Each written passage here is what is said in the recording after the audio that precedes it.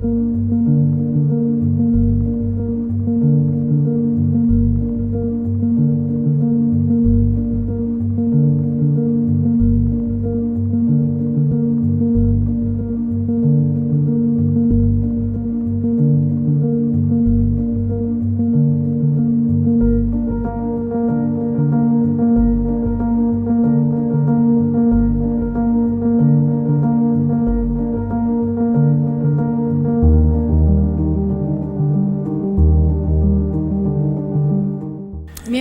Мирлан мырзага суроо бергим келип атат. Азыр Тамирлан мырза айтып кетпеди, Райымбек Матраимов менен жолугушуу болду беле же жокпу депчи.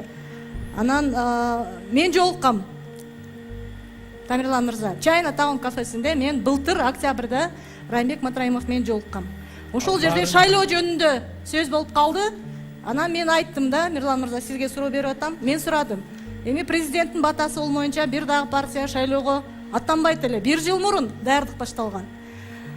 Ушул Райымбек Матраимовдун айтканы боюнча маалыматыңыз болсо айтып коюңузчу. Батасын алдыңарбы президенттин? Батасын алып келе атасыңарбы шайлоого?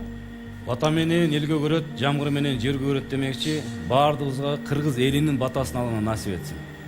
Кыргыз элинин. Биз үчүн кыргыз элинин батасы маанилүү. Президенттин батасы жөнүндө сурап атам да. Эми партиялардын баары эле шайлоого аттанып мандатка жетебиз дегендердин баары бата менен келет да, президент батасы менен. Тамирлан эле билет. Сөзсүз түрдө 15-жылы Атамбаевдин да батасын алып келген партиялар.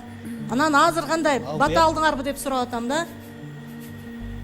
Кыргыз элинин ичинде ошо президент дагы, башкасы дагы баардыгы бар. Кыргыз элинин батасы баарыбызга насип этсин. Атамбаевдин батасын алгандар деле турат бул жерде. Демек алыпсыңар. Рахмат. Сиз анан бияк жакта мен эмесмин, Атамбаевдин кезинде бата алгандар. Рахмат.